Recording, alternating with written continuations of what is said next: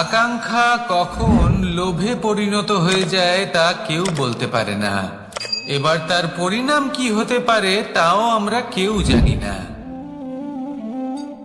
আজ আমি আপনাকে বলছি, কোনো ব্যক্তি সব থেকে বেশি ক্ষতির সম্মুখীন তখনই হয় যখন সে এটা মনে করে যে সে সব থেকে বেশি সুরক্ষিত স্থানে রয়েছে। সে ভাবে যে সে সেখানে সুরক্ষিত রয়েছে। সে তখন অসাবধান হয়ে পড়ে, আর তখনই তাকে জীবনের সব থেকে বড় ক্ষতির সম্মুখীন হতে হয়। নিঃস্ব হয়ে যাওয়ার পরিস্থিতি কোনো মানুষের জীবনে তখনই আসে যখন তার কাছে প্রচুর সম্পত্তি থাকে এবং সে তার থেকেও অনেক বেশি সম্পত্তি অর্জন করতে চায়। সেই অনেক বেশি সম্পত্তি অর্জন করার চেষ্টায় সে এমন কিছু করে বসে যার ফলে তাকে সমস্ত সম্পত্তি হারাতে হতে পারে। একজন রচনাকার নিজেই নিজের প্রতিভা একদম শেষ করে দিতে পারে যখন সে অনেকগুলো কাজ নিজের কাঁধে নিয়ে নেয়।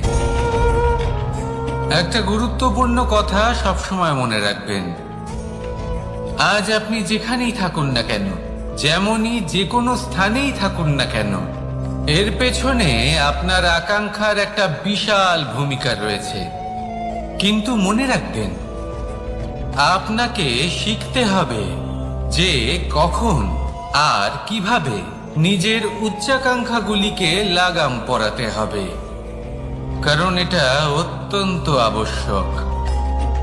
তাই আসুন আর আমার সাথে ভালোবেসে বলুন, রাধা রাধা। রাত্রে আমরা সুখ নিদ্রা লাভ করি, আমরা স্বপ্ন দেখি, ভবিষ্যতের পরিকল্পনা করি, খুব ভালো লাগে। সকালে যখন চোখ খুলি নিদ্রা ভঙ্গ হয়, স্বপ্ন সেইখানেই ভেঙে যায়, আর তারপর আমরা আমাদের রোজকার জীবন যাপন করি। স্বপ্ন হয়তো মানুষ রাতের বেলায় দেখেন, কিন্তু সেটাকে সার্থক দিনের বেলাতেই করতে হয়। রাতে মধুর বাতাসের নিচে কোমল শয্যায় শুয়ে মাতার গলায় মিষ্টি গান শুনতে শুনতে নিদ্রায় আচ্ছন্ন হওয়া, স্বপ্ন দেখা, ভবিষ্যতের পরিকল্পনা করা বড়ই সরল। কিন্তু সকালবেলায় সময় মতো উঠে সূর্যের তাপ সহ্য করে, সেই উষ্ণতা সহ্য করে সর্বাঙ্গ ঘেমে গিয়ে নিজের পথ খুঁজে বের করা, সেই পথে অগ্রসর হওয়া, বাধা বিপত্তি এসবের সম্মুখীন হওয়া, আর তারপর লক্ষ্য লাভ করা, এগুলো কঠিন কাজ। এ হলো অত্যন্ত কঠিন কাজ। যদি আপনি চান যে স্বপ্ন আপনি দেখেছেন তা সত্যি হোক, তাহলে দিনের বেলায় আপনাকে বেরিয়ে কর্ম করতেই হবে, পরিশ্রম করতেই হবে।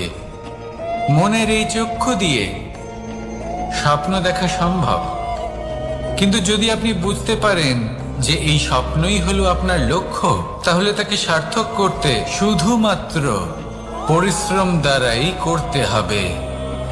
তাহলে পরিশ্রম করুন আর আমার সাথে ভালোবেসে বলুন, রাধা রাধা। মানুষের জীবনে তিনটি গুণ অত্যন্ত প্রয়োজনীয়: শ্রদ্ধা, বিনম্রতা,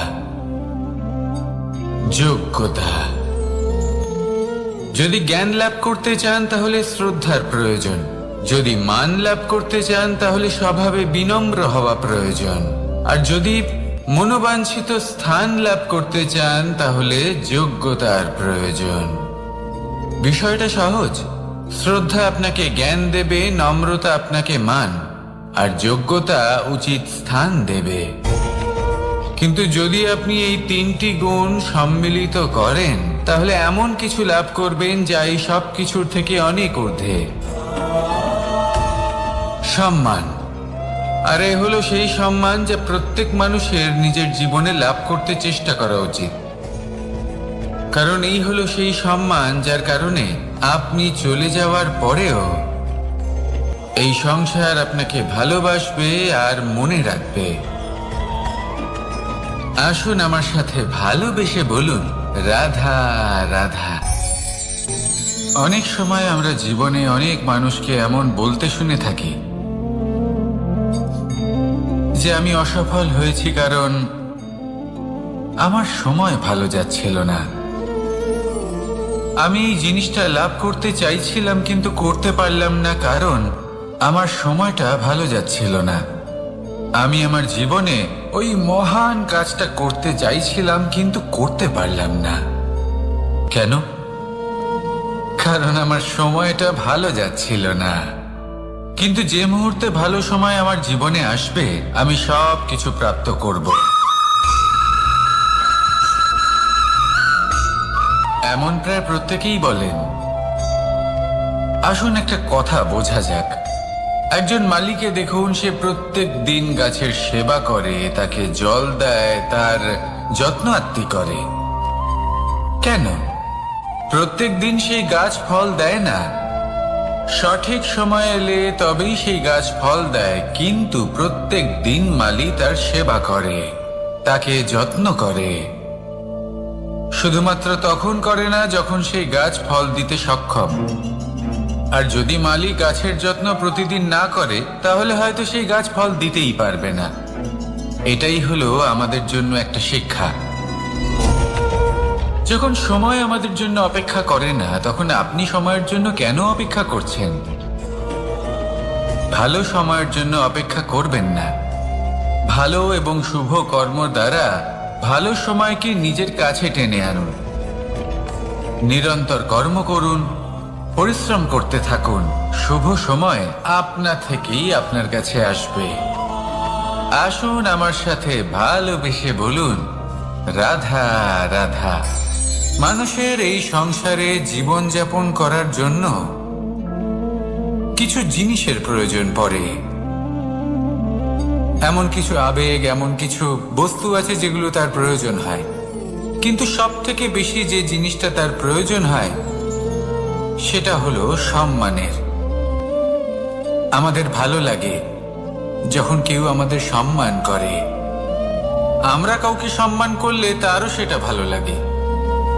কিন্তু আপনি দেখবেন যে সংসারে বেশিরভাগ মানুষ দুটি মাপদণ্ডের ভিত্তিতে সম্মান করেন। হয় বয়স দেখে করেন বা উপার্জন দেখে, অর্থাৎ সেই ব্যক্তি কতটা উপার্জন করেন। এবার ভেবে দেখুন, এটা আবশ্যক নয় কারোর বয়স যদি বেশি হয় তার বুদ্ধিও ততটাই বেশি হবে।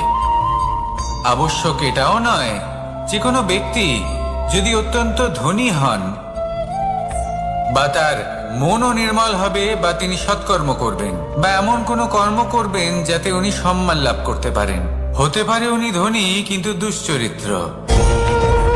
সেই জন্য বয়স বা উপার্জন দেখে কোনো ব্যক্তিকে সম্মান করবেন না। কর্ম দেখুন।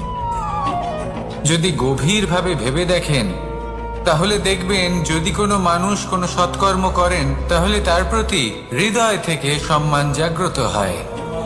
এটাই হলো সেই সম্মান যা অর্জন করতে হবে। বয়স আজ আছে, কাল আরো বৃদ্ধি পাবে। উপার্জন আজ আছে, কাল সেটা কমে যেতেও পারে। কিন্তু যদি আপনি নিরন্তর শুভকর্ম করতে থাকেন তাহলে আপনি মৃত্যুর পরেও অমর হয়ে থাকবেন। আসুন আমার সাথে ভালোবেসে বলুন, রাধা রাধা। পাপ এবং পুণ্য, এই দুই হলো সংসারের এমন দুই বিন্দু যাকে কেন্দ্র করে এই সংসারের চক্র ঘুরতে থাকে। আমরা যদি কোনো কর্ম বিচার করি হয় পুণ্য নয় পাপের দৃষ্টিভঙ্গি দিয়ে, এটা হয় পুণ্য না হলে পাপ। কিন্তু এই পাপ এবং পুণ্য এই দুই নির্ভর করে প্রত্যেক মানুষের ওপর, তার চিন্তাধারা, তার পরিস্থিতির ওপর। ধরুন এমন একজন মানুষ যিনি অনেক দিন ধরে বনে পথ হারিয়েছেন, অনেক দিন হয়তো উনি কোনো খাবার খাননি।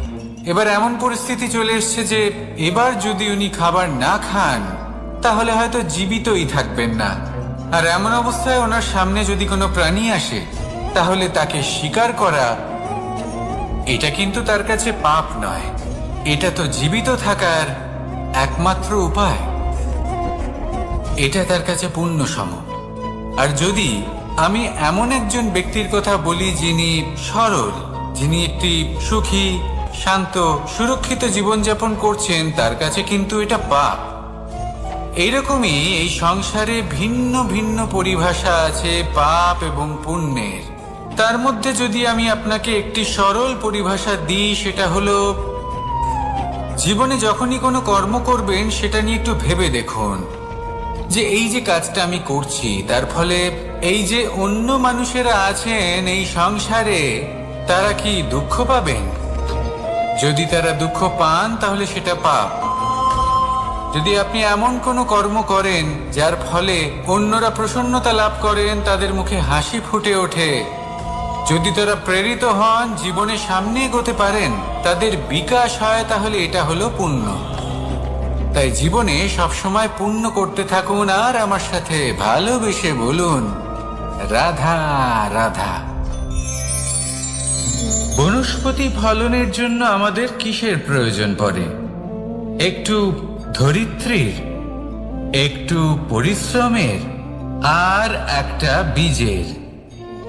এবার যদি মানুষের কথা বলি, তাহলে এখানে ধরিত্রী হলো মানুষের এই জীবন, যেখানে মানুষ নিজের ইচ্ছের ফল ফুল ফলন করতে চায়। পরিশ্রম হলো আমাদের কর্ম, আর বীজ হলো আমাদের নির্বাচন। আমাদের বেছে নিতে হবে যে আমরা কি বপন করব, আম নাকি ফণি মনসা। এর মধ্যে আমরা কি পেতে চাই? রসালো ফলের ফলন চাই নাকি কাঁটার ফলন চাই, তা আমাদের উপর নির্ভরশীল। কিন্তু একটা কথা ঠিক, লক্ষ্য যেমনই হোক না কেন, জীবন যেমনই হোক না কেন, যদি আপনি লক্ষ্যের দিকে এগোতে থাকেন, তাহলে কর্মের সাথে খামখেয়ালি আচরণ করতে পারবেন না। যদি আপনি এমন করেন, তাহলে এটা আপনাকে একটা অনুচিত লক্ষ্যে পৌঁছে দেবে, সেটা কিন্তু নিশ্চিত। সবসময় এটা মনে রাখবেন, কর্মের সাথে খামখেয়ালি হবেন, অর্থাৎ কর্মফলও আপনার সাথে খামখেয়ালি হবে। তাহলে নিষ্ঠার সাথে কর্ম করতে থাকুন আর নিজের লক্ষ্যকে প্রাপ্ত করুন। আর আমার সাথে ভালোবেসে বলুন, রাধা রাধা। অগ্নি চতুর্থ তত্ত্ব, সব থেকে বেশি গুরুত্বপূর্ণ, কিন্তু তার থেকেও বেশি ভয়াবহ। কখনো অগ্নিকে নিয়ন্ত্রিত রূপে উনুনে জ্বলতে দেখেছেন? এই অগ্নি আমাদের খাবার বানাতে সাহায্য করে, যা আমাদের শক্তি প্রদান করে। কিন্তু এই অগ্নি যখন বিচলিত হয়ে, অনিয়ন্ত্রিত হয়ে কোন বনের আগুন হয়ে ওঠে, তখন মহা বিনাশ ঘটে যায়। আপনারই অন্তরের ঊর্জা হলো এই অগ্নি। এটা আপনার শক্তিও, আপনার ক্রোধ। একে ব্যবহার কিভাবে করবেন তা আপনারই হাতে। যদি কোনো ব্যক্তি নিজের অন্তরের এই ঊর্জাকে ব্যবহার করেন শক্তির রূপে, তাহলে সে বিকাশ ঘটাতে পারে, নির্মাণ ঘটাতে পারে। কিন্তু যদি কোনো ব্যক্তি তার অন্তরের ঊর্জাকে বিধ্বংসী অস্ত্র বানিয়ে ফেলেন, তাহলে নিশ্চিত রূপে মহা বিনাশ ঘটতে পারে, যাতে বিনাশ তারও অবশ্যই হবে। অনেক বছর পূর্বে এমনই এক আগুনের দ্বারা এই সুন্দর পৃথিবীর নির্মাণ হয়েছিল, আর অনেক বছর পূর্বে এমন এক আগুনেই সমস্ত জীব এবং সংসার বিলুপ্ত হয়ে গেছিল। এবার আপনি আপনার অন্তরের ঊর্জা দ্বারা বিনাশ ঘটাতে চান নাকি নির্মাণ ঘটাতে চান, সেই সিদ্ধান্ত আপনারই। আসুন আমার সাথে ভালোবেসে বলুন, রাধা রাধা। কখনো কখনো এমন হয়, আমরা আমাদের বাড়ির উঠোনে বীজ বপন করি, আর তা বিকশিত হয় একটা সুন্দর বৃক্ষে। তার শাখাগুলি প্রতিবেশীর বাড়ি পর্যন্ত পৌঁছয়। ফলের বর্ষণ প্রতিবেশীর বাড়িতেও হয়ে থাকে। আর আমরা ভাবি গাছ আমরা উৎপন্ন করব আর ফল খাবেন আপনারা। এই কেমন কথা হলো? আপনাকে এই কথা বুঝতে হবে যে এসব হলো ভৌতিক বস্তু, সাংসারিক বস্তু।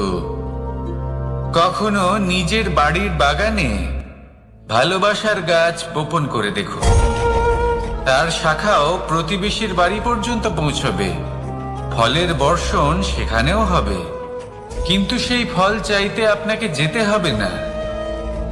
সেই ফল দ্বিগুণ মাত্রায় আবার আপনার কাছেই ফিরে আসবে। তাই নিজের বাড়িতে আর নিজের মনে ভালোবাসার গাছ উৎপন্ন করুন। এই জীবন প্রসন্ন হয়ে বলবে, রাধা রাধা। অ দিয়ে অন্ত, আ দিয়ে আরম্ভ, এই দুইয়েরই রাশি সমান। যদি আপনি মন দিয়ে দেখেন তবে দেখবেন এদের সম্পর্ক খুবই নিবিড়। কিভাবে? যখন কোনো কিছু শুরু হয় এটা নিশ্চিত হয়ে যায় যে তা সমাপ্তও হবে। আরম্ভই যদি না হয় তা সমাপ্তও হবে না। যা আরম্ভ হয়েছে তার সমাপ্তি হলো অবশ্যম্ভাবী। এটাই হলো প্রকৃতির নিয়ম, একে এড়ানো যায় না। এবার এই কথা আমরা সকলে জানি। এবার মানুষ কি ভাবে যে সমাপ্তির পরে কি হতে পারে, এর উত্তর তাদের কাছে নেই। তাদের উচিত অন্য কোনো বিষয় ভাবা যা বেশি গুরুত্বপূর্ণ। এবার মানুষ এটা জানে না যে মৃত্যুর পরে কি হতে পারে, কিন্তু এই কথা অবশ্যই জানে যে জন্ম থেকে মৃত্যু পর্যন্ত এই সময়, যাকে আমরা জীবন বলে থাকি, এই সময় আমরা কর্ম করতে পারি। এই কথা তো আমরা জানি। তাহলে এমন কি কর্ম করা যেতে পারে যা আমাদের সমাপ্তির পরও আমাদের প্রাসঙ্গিক করে রাখতে পারে, এই বিষয়ে ভাবা উচিত। যে জন্মগ্রহণ করেছে তার মৃত্যু হবেই, এটা সাধারণ বিষয়। কিন্তু ইতিহাস আজও সেই সকল মানুষজনকে স্মরণ করেন যাদের এই সংসার তাদের মৃত্যু নয়, বরং তাদের জীবনকালে যে কর্ম তারা করেছেন তার দ্বারা মনে রাখেন। সেই কর্মের কারণে এই সংসারে তাদের নাম, তাদের কর্ম, তাদের ব্যক্তিত্ব, তাদের কীর্তি অমর হয়ে থাকে এবং থাকবে। আপনার কাছে এতটা সময় নেই যতটা আপনার মনে হচ্ছে আপনার কাছে আছে। সেই জন্য যত শীঘ্র সম্ভব শ্রেষ্ঠ কর্ম করুন, যতটা পারবেন ততটা অধিক সুকর্ম করুন। এই সংসারে নিজেকে অমর করে তুলুন আপনার মৃত্যুর পরেও, আর আমার সাথে ভালোবেসে বলুন, রাধা রাধা। ওমাই কি, আমি কখন থেকে এখানে অপেক্ষা করছি, হাত পেতে দাঁড়িয়ে রয়েছি যাতে একটা ফল আমার হাতে এসে পড়ে এবং সেটা আমি খেতে পারি। কখন থেকে অপেক্ষা করছি, কিন্তু সেটা হচ্ছেই না। এবার আপনি বলবেন যে এসব কি বলছি, এ কি অদ্ভুত কথা বলছি। যদি ফল খেতে হয় তাহলে আমাকে বৃক্ষে চড়তে হবে, ফলের কাছে পৌঁছতে হবে, তবেই তো ফল পাবো। এবারে এটা অত্যন্ত সহজ ব্যাপার, কিন্তু এই বিষয়টা আপনি নিজের জীবনের প্রসঙ্গে ভেবে দেখুন। লক্ষ্য কোথায় আছে আপনি জানেন, সেই লক্ষ্যে পৌঁছানোর পথ কি সেটাও আপনি জানেন, সেই পথে চলার ক্ষমতাও আপনার রয়েছে, কিন্তু তাও আপনি নিজের লক্ষ্য লাভ করতে পারছেন না। কেন? কারণ আপনি অপেক্ষা করছেন যে লক্ষ্য আপনার সামনে চলে আসবে, কিন্তু তা হয় না। লক্ষ্য সে যাই হোক না কেন, ধন হোক, প্রেম হোক, কোনো সম্মান হোক বা মোক্ষ হোক, যদি আপনি তার দিকে অগ্রসর না হন তাহলে ফল প্রাপ্তি অসম্ভব ব্যাপার, তা কোনোদিনই হবে না। সেই জন্য আপনার চোখের সামনে আপনি যদি নিজের লক্ষ্যকে দেখতে পান তাহলে উঠুন এবং সেই দিকে অগ্রসর হতে শুরু করুন। নিজের অন্তরের সকল অশুভ গুণ দূর করুন, অলসতা ত্যাগ করুন, অজ্ঞানতা ত্যাগ করে দিন এবং চলতে থাকুন। অবশ্যই মনোবাঞ্ছিত ফল লাভ করতে পারবেন। মনে রাখবেন, চলতে থাকলে তবেই লক্ষ্য প্রাপ্তি হবে। অপেক্ষার দ্বারা শুধুমাত্র মৃত্যু লাভ হবে। আসুন আমার সাথে ভালোবেসে বলুন, রাধা রাধা। পাখি কখন জন্ম নেয়, কখন উড়তে শেখে, কখন বাসা বানাতে শেখে, কখন নিজের মৃত্যু লাভ করে, এসব আমাদের মধ্যে কেউ জানি না। কিন্তু পাখি একটা কথা খুব ভালো করে জানে, যে এই সংসারেও যা কিছুই করুক না কেন, এই সংসারের ওকে নিয়ে কিচ্ছু যায় আসে না। এবার আমরা কি করি? কোনো কাজ করার আগে আমরা এটা ভাবি যে এই সংসার যদি আমাকে দেখে ফেলে তাহলে কে জানে এই সংসার কি ভাববে, আমার প্রতিচ্ছবি কেমন তৈরি হবে কে জানে, কে জানে কি হবে আদি ইত্যাদি। এই সব ভাবনায় আমরা মগ্ন হয়ে যাই। কিছুটা এমন ভাবে মগ্ন হই যে বর্তমানের কর্মের এই জীবনের যাত্রাপথে সেই সময়ের আনন্দ উপভোগ করতে ভুলে যাই। এবার দেখুন একটা পাখি কি করে, ওর কর্ম হলো গান গেয়ে চলা। ওই পাখি গেয়ে চলে, কেউ ওর গান শুনুক বা না শুনুক, কেউ আদৌ শুনছে কিনা সেই বিষয়টা নিয়ে সেই পাখির কিছুই যায় আসে না। সেই পাখি নিজের কর্ম করতে থাকে। হয়তো সেই জন্যই আপনি কখনো কোনো পাখিকে কাঁদতে দেখবেন না। এরকমই আপনাকে নিজেকে গড়ে তুলতে হবে। প্রথমে নিজেকে জিজ্ঞেস করুন, এই যে কর্ম আমি করতে চলেছি সেটা কি উচিত? যদি আপনার মনে হয় সেটা উচিত, তাহলে সেটা প্রমাণ করুন। এটা ভাববেন না যে এই সংসার কি ভাববে। আসুন আর আমার সাথে ভালোবেসে বলুন, রাধা। এই সংসারের সব থেকে বড় সুখ কি? কেউ বলবেন নিজের লক্ষ্য প্রাপ্ত করা, কেউ বলবেন ধন উপার্জন করা, কেউ বলবেন নিদ্রাই সব থেকে বড় সুখ, কেউ বলবেন রাজ্য লাভ করা, আবার কেউ বলবেন মাতার হাত থেকে খাবার খাওয়া, আদি ইত্যাদি। কিন্তু যদি সত্যি কথা বলি, এই সংসারের সব থেকে বড় সুখ হলো সেবা করা। কখনো কাউকে সেবা করে দেখুন। এই সেবা দ্বারা অন্য কোনো মানুষের আশীর্বাদ লাভ করাতেই সুখ রয়েছে। আপনার সেবা ভাব দ্বারা যখন কোনো মানুষ নিজের অন্তরাত্মা থেকে আপনাকে আশীর্বাদ করে, তার থেকে বড় সুখ আর কিছুই নেই।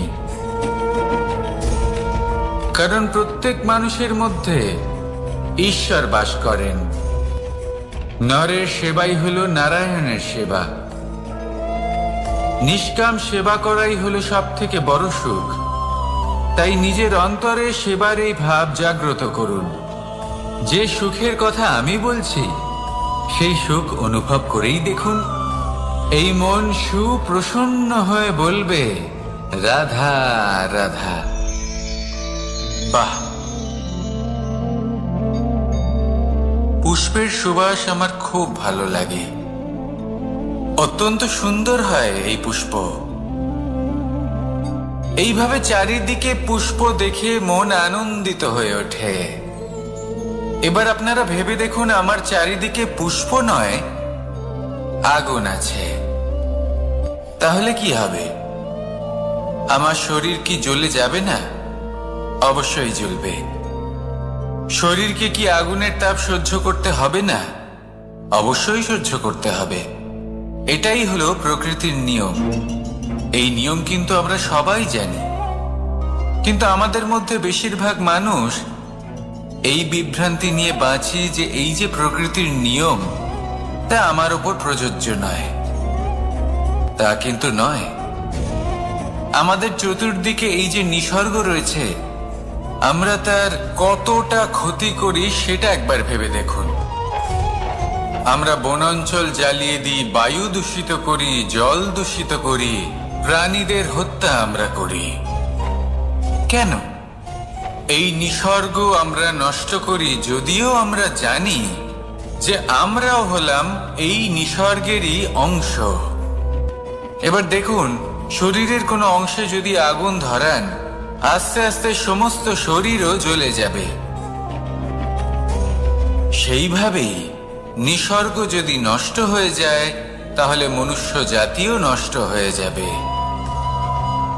তাই এই যে নিসর্গ আপনি দেখছেন, এই পুষ্প, এই বৃক্ষ বায়ু, জল, এদের সকলকে রক্ষা করুন। নষ্ট নয়। মনে রাখবেন, যদি নিসর্গ থাকে মানুষ থাকবে, যদি নিসর্গ থাকে তাহলেই জীবন থাকবে। আসুন আমার সাথে ভালোবেসে বলুন, রাধা রাধা। এই সংসারে সবাই বলেন আমি অর্জুনের মতো হয়ে উঠতে চাই। সবাই চায় যে তারাও যেন অর্জুনের মতো গান্ডীব লাভ করে। তারাও চায় যে তাদেরকেও মহাদেব এসে পশুপতি অস্ত্র দান করবেন। তারাও এটাই চায় মহাভারতের মতো মহাসংগ্রামে বিজয়ী হতে। কিন্তু সবাই ভুলে যান যে অর্জুন যা হতে পেরেছিলেন সবকিছুই অর্জন করেছিলেন। যদি আপনিও অর্জুনের মতো গান্ডীব লাভ করতে চান, তবে আপনাকেও তার মতোই শ্রেষ্ঠ কাঠ নির্বাচন করতে হবে। সেই কর্ম আপনাকেই করতে হবে। তার প্রত্যঞ্চা যাতে তীব্র হয় তার জন্য আপনাকে সর্বশ্রেষ্ঠ দড়ি খুঁজে বের করতে হবে। আপনার বাণ যাতে ঘাতক হয় সেই জন্য আপনাকে নতুন নতুন ধাতু খুঁজে বের করতে হবে। সেই শিক্ষা আপনাকে লাভ করতে হবে, তবেই আপনার ইচ্ছে পূর্ণ হবে। অর্জুন হওয়া বড়ই সরল, যদি আপনি কিভাবে অর্জন করতে হয় তা জানেন। শুধুমাত্র স্বপ্ন দেখেন যারা, তারা কখনোই অর্জন করতে পারবেন না। কিন্তু যদি কেউ অজ্ঞাতবাস ভোগ করতে পারে, যদি কেউ লাক্ষাগৃহ থেকে পালিয়ে বাঁচতে পারে, যদি কেউ কঠোর তপস্যা করতে পারে, প্রতীক্ষা করতে পারে এবং পরিশ্রম করতে পারে, তাহলে সে অর্জুন অবশ্যই হয়ে উঠবে। যদি আপনি অর্জুন হয়ে উঠতে চান তাহলে কর্ম করতে শিখুন আর আমার সাথে ভালোবেসে বলুন, রাধা রাধা। জীবন থাকলে লক্ষ্য অবশ্যই থাকবে। যদি লক্ষ্য থাকে তার পথ অবশ্যই থাকবে। যদি পথ থাকে তাহলে বাধা অবশ্যই থাকবে।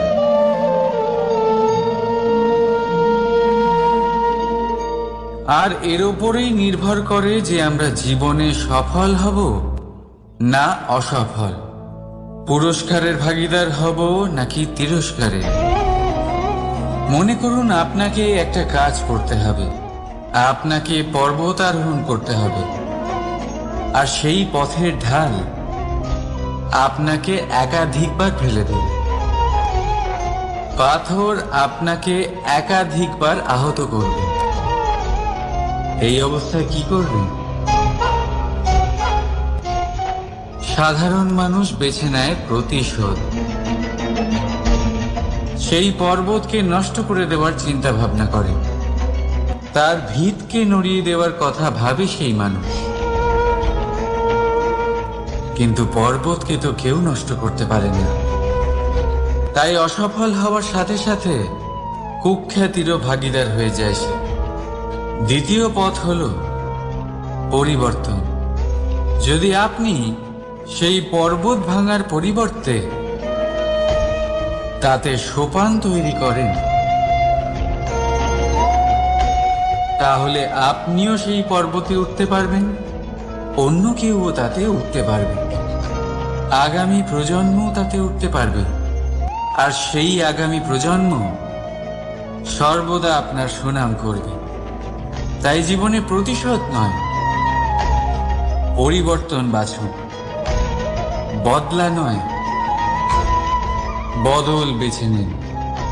আপনার বাধা আপনার বন্ধু হয়ে যাবে। রাধা রাধা।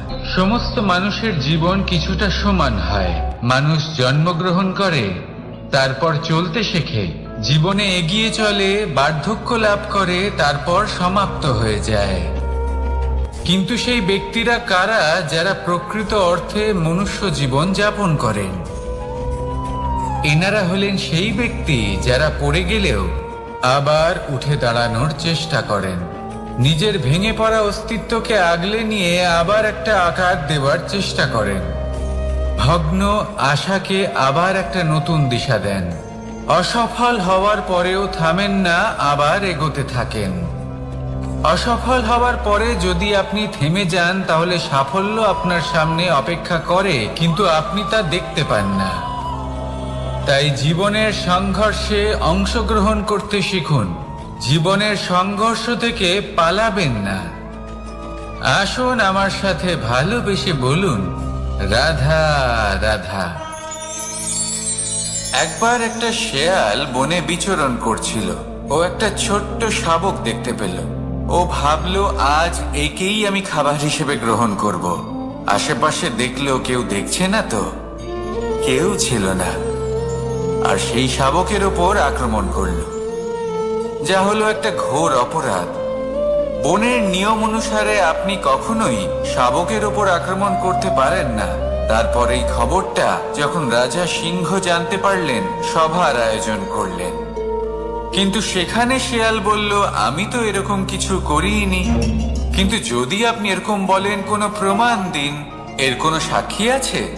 তখন রাজা সিংহ পেঁচাকে ডেকে পাঠালেন, যে সেই মুহূর্তে বৃক্ষের শাখার ওপর বসেছিল। সে সব কিছু দেখেছিল।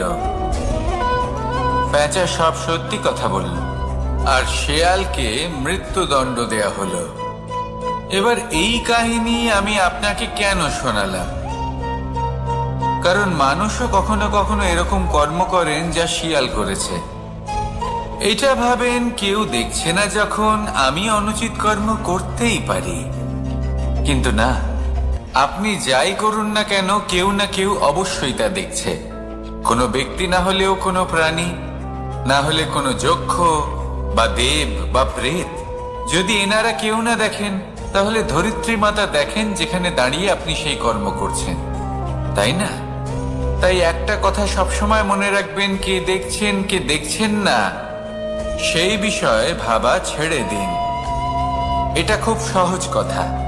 আপনি যদি উচিত কর্ম করেন, উচিত ফল পাবেন। যদি অনুচিত কর্ম করেন, তাহলে আপনি অনুচিত ফল অবশ্যই পাবেন। সেই জন্য উচিত পথে চলতে থাকুন, উচিত কর্ম করতে থাকুন, আর আমার সাথে ভালোবেসে বলুন, রাধা রাধা। আপনি কখনো কোনো বাজকে নিজের বাসা বানাতে দেখেছেন? এই বাজ যখনই কোনো বাসা বানায়, তখন উঁচু গাছের ডালে বা কোনো পর্বতের শিখরে বাসা বানায়, অনেক উচ্চতায়। আর সেখানে তার সন্তানও জন্মগ্রহণ করে। যখন এই সন্তানেরা জন্মায়, তখন এই বাজ খুবই ভালোবেসে এবং খুব সাবধানে এদের পালন পোষণ করে। নিজের ঠোঁট দিয়ে তাদের ঠোঁটে খাবার পরিবেশন করে। কিন্তু যেই সেই সন্তানেরা হৃষ্টপুষ্ট হয়ে যায় এবং সেই কথা বাজ নিজে বুঝতে পেরে যায়, সেই বাজ নিজেই সেই বাসা ছিন্ন ভিন্ন করে দেয়। সেই সন্তান যাদের সবেমাত্র ডানা গজিয়েছে, কিভাবে উড়তে হয় তারা জানে না, সেই সন্তানগুলিকে উচ্চতা থেকে ঠেলে দেয়। সেই সন্তান প্রথমে ভয়ভীত হয়ে যায়। তারা সামনে মৃত্যুকে দেখতে পেয়ে ভয়ের কারণে তাদের ডানা ঝাপটাতে থাকে। আর সেই প্রক্রিয়াতেই সেই সন্তানগুলি উড়তে শুরু করে দেয়। এবার এই ঘটনায় আমরা কি শিক্ষা পেতে পারি? এটাই, যদি আপনি মাতা পিতা হন, তাহলে নিজের সন্তানকে অবশ্যই স্নেহ করুন, কিন্তু তাদেরকে নিজের আঁচলের তলায় বেঁধে রাখবেন না। যদি আপনি চান আপনার সন্তান জীবনে উন্নতি করুক, তাহলে নিজের মুঠো থেকে তাদের স্বতন্ত্র করে দিন। এই সংসারে সংঘর্ষ করতে দিন। সেই সন্তান নিজেই বুঝতে পারবে যে জন্মের সময় পাওয়া ডানা কি করে ব্যবহার করতে হয়। আর আপনার চোখের সামনে আপনার সন্তান এই আকাশে উড়তে থাকবে। তাহলে আসুন আমার সাথে ভালোবেসে বলুন, রাধা রাধা। সংসারে সবচেয়ে পবিত্র মানা হয় গঙ্গা জলকে। কখনো ভেবে দেখেছেন কেন? কারণ গঙ্গা জলের আবির্ভাব অত্যন্ত শুদ্ধ হয়, তার জন্ম শুদ্ধ হয়, যেখান থেকে তার শুরু সেটাই শুদ্ধ হয়। আর শুরুটা শুদ্ধ হওয়া অত্যন্ত আবশ্যক। আমাদের জীবনে সবই শুরু হয় আমাদের ভাবনা থেকে। নিজের ভাবনাকে শুদ্ধ রাখুন, কারণ এই ভাবনা থেকেই আবির্ভাব হয় শব্দের। আপনার শব্দ শুদ্ধ রাখুন, কারণ এই শব্দ দ্বারাই আপনার কাজ সম্পন্ন হয়। আপনার কাজ শুদ্ধ রাখুন, কারণ এই কাজ দ্বারাই তৈরি হবে আপনার স্বভাব। স্বভাব থেকেই তৈরি হয় আপনার অভ্যাস, আর অভ্যাস থেকে তৈরি হয় আপনার চরিত্র। আর এই চরিত্র সংসারের সমক্ষে এক আদর্শ হয়ে ওঠে। তাই ভাবনা থেকে আদর্শের এই যাত্রা শুভ তখনই হয়ে ওঠে যখন আপনার ভাবনা শুদ্ধ হয়। এই সংসারে, এই জীবনে নিজের ভাবনা শুভ রাখলে, শুদ্ধ করলে আপনার মন সুপ্রসন্ন হয়ে বলবে, রাধা রাধা। মানুষ জন্মগ্রহণ করে, তার সাথে ভয়েরও জন্ম হয়। ছোটবেলা থেকেই আমাদের মনে কোনো না কোনো প্রকারের ভয় থেকেই যায়। কেউ এই বিষয়ে ভয় পায় যে তার কোনো বস্তু তার থেকে দূরে চলে যাবে। কেউ এই বিষয়ে ভয় পায় যে আমি নিজেকে হারিয়ে ফেলব। কেউ এই ভেবে ভয় পায় যে আমার প্রিয়জনেরা তারা যেন আমার থেকে দূরে না চলে যায়। কেউ এই ভেবে ভয় পায় যে আমরা যেন পথ না হারিয়ে ফেলি, আদি ইত্যাদি। কিন্তু সত্যি কথা বলতে, ভেবে দেখুন এই ভয় বাস্তবে কি? শুধুই একটা মনস্থিতি, আর কিছুই নয়। যা কিছু আপনি জীবনে পেয়েছেন তা একদিন আপনাকে হারাতে হবে। এই জীবন হলো আপনারই, কিন্তু তাও একদিন সমাপ্ত হবে। তাই ভয় পেয়ে কি লাভ? এই ভয় শুধু আপনাকে জীবন যাপন করা থেকে বাধা দিচ্ছে, আর কিচ্ছু নয়। পথ হারিয়ে ফেললেই বুঝতে পারবেন যে নতুন পথ কিভাবে বানাতে হয়। কিছু মানুষকে জীবন থেকে হারালে তবেই আপনি বুঝবেন যে আপনার আপনজনকে। এই ভয়ের কারণে ভীত হয়ে থাকবেন না।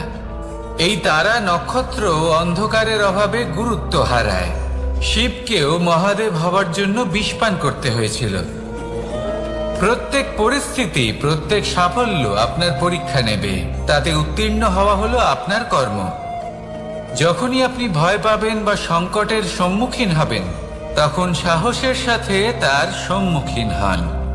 মনে রাখবেন, যে সম্মুখীন হতে জানে, সাফল্য তার সাথে সবসময় থাকে।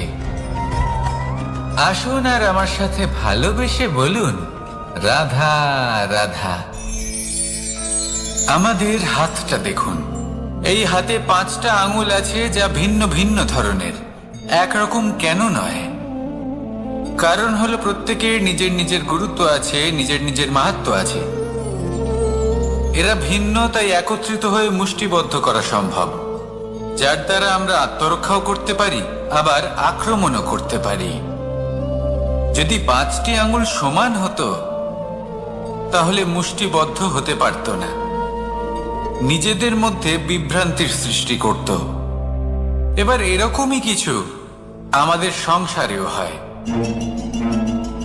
আমাদের দেশ, যেখানে একটি ভূমির ওপর ভিন্ন ভিন্ন ধর্মের মানুষ বাস করেন, ভিন্ন ভিন্ন জাতি, ভিন্ন ধর্ম, ভিন্ন ভাষা। কিন্তু যদি আমরা এটা ভাবি যে কিভাবে এই দেশকে কল্যাণের পথে নিয়ে যাওয়া যায়, কিভাবে এর বিকাশ করা সম্ভব, তাহলে আমাদের একত্রিত হওয়া শিখতে হবে। যেইভাবে 5টা আঙুল একত্রিত হয়, মুষ্টিবদ্ধ হয়, সেইভাবেই আপনার যে ভাষাই হোক, যে ধর্মই হোক, যে জাতি হোক না কেন, ঠিক আছে, আবশ্যক হলো আপনার নিজের কর্মভূমির সাথে, আপনার ধরিত্রীর সাথে যুক্ত থাকা, সাথে থাকা। তবেই দেশের উন্নয়ন সম্ভব, তবেই এই দেশ স্বতন্ত্র থাকবে, সফল হবে, আর এই মন প্রসন্ন হয়ে বলবে রাধা রাধা।